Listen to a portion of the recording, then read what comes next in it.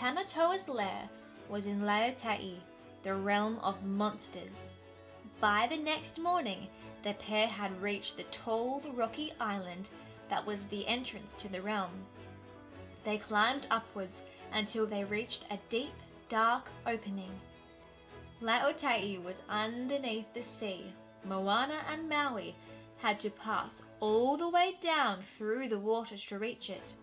They took a deep breath and jumped into the pitch black hole. Maui landed safely, but Moana was caught by the tongue of a huge monster. Luckily, an even bigger monster ate the first monster, and Moana dropped to the floor unharmed. After that, Moana couldn't find Maui anywhere. She saw a cave and bravely went inside alone. She spotted the fishhook amongst a huge pile of shiny gold objects, but just then, the ground rose up to reveal Tamatoa. As the monster grasped Moana in its huge claw, Maui leaped onto the scene and grabbed his hook. Maui tried to shapeshift, but his powers weren't working properly. Tamatoa dropped Moana and started to attack Maui. Thinking quickly, Moana took the stone from her necklace and held it out to Tamatoa. The monster, who couldn't resist new treasures, chased Moana as she led him away from Maui. As she ran, she tripped and dropped the stone. Moana called out to Maui, "We gotta go!" "But the heart!" cried Maui. "He can have it. I've got this one," Moana replied. She opened her hand to reveal the real heart of Te Fiti. She had used an ordinary stone to trick Tamatoa. Before the monster had a chance to attack again, a geyser exploded underneath Moana and Maui, launching them safely through the top of the realm. They made it out alive. Back on the boat, Moana helped Maui practice shapeshifting until he could do it easily again. As the pair sailed towards Te Fiti, Maui told Moana that he was born human, but his parents didn't want him. The gods gave him the fishhook, and he used it to give islands, fire, and tides to the humans, but it was never enough for them. Moana realized that Maui had taken the heart of Te Fiti for his people to prove his worth. Just as the pair spotted Te Fiti in the distance, Te Ka appeared. Maui had to get past the lava monster. He turned into a huge hawk and took to the skies, clutching the heart in his claw. But Maui was no match for Te Ka, who quickly knocked him out of the sky. Moana helped Maui back onto the boat, and the pair headed further towards Te Fiti. Then they watched in horror as Te Ka brought a fist of fire down towards the boat. At the very last moment, Maui raised his hook to block Te Ka's fearsome blow. Boom! A shockwave rippled across the sea and created a huge tidal wave. Maui and Moana's boat was lifted up and swept far away from the lava monster's grasp. The friends were now a long way from Te Fiti, and their boat was in a bad way. Moana wanted to head straight back to battle Te Ka again, but then gasped as she saw that Te Ka's blow had left a huge crack in Maui's hook. "Without my hook, I am nothing," Maui said. Maui was mad at Moana. He angrily told her that the ocean shouldn't have chosen her for this task. He dropped the heart of Te Fiti onto the deck and used all the power he could to muster shapeshift into a hawk.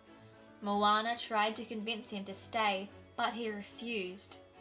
He flew off into the sky. Moana was heartbroken. She looked out across the water and spoke to the sea with tears in her eyes. "You chose the wrong person," she said. "You'll have to choose somebody else." Then she held the heart of Te Fiti out to the sea. After a moment, the water took it from her and back below the waves. Moana was stunned. She had thought the sea might force her to keep the heart and carry on, but now she had nothing. Moana felt so alone, but just then she looked into the water and saw a magnificent glowing manta ray swimming beneath her boat.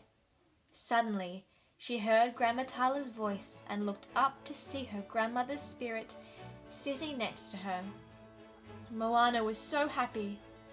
Tala told Moana that she would stay by her side whether she decided to go home or carry on. As they talked, hundreds of ghostly canoes emerged around the boat. They were Moana's ancestors. Grandmatala asked, "Do you know who you are?" Moana realized that this task had always been her destiny and she must complete it. She dived over the side of the boat and swam deeper and deeper into the sea. The heart of Te Fiti glowed brightly and Moana retrieved it from the seabed. Moana repaired her boat as well as she could, then set on course towards Te Fiti once again.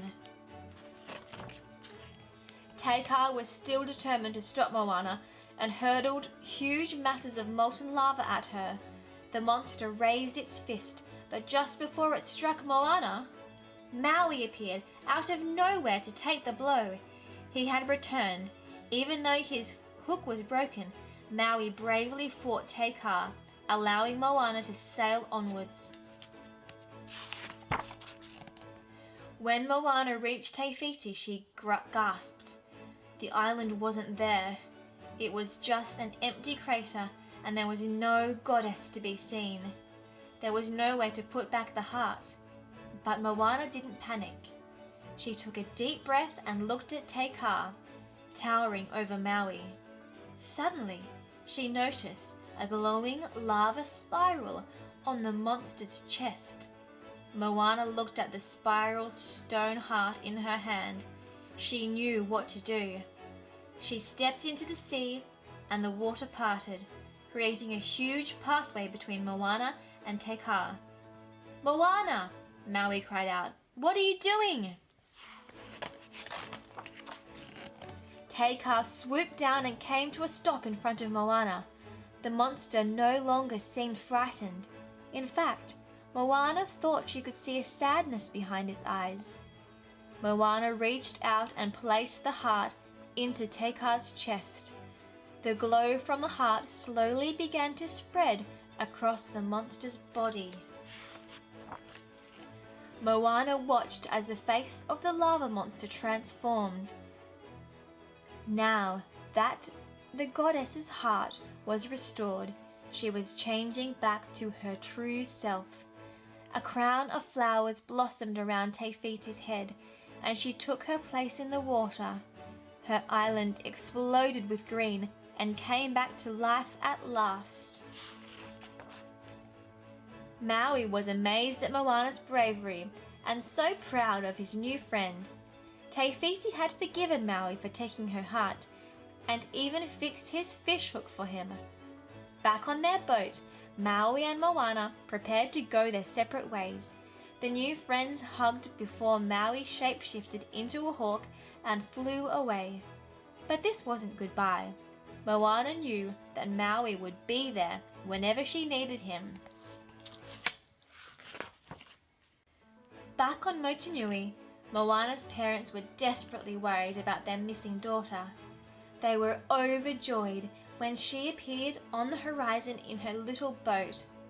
Later that day, with a shell in her hand, Moana headed up to the tallest mountain, to the pile of rocks her father had once shown her, and proudly added her shell to the top.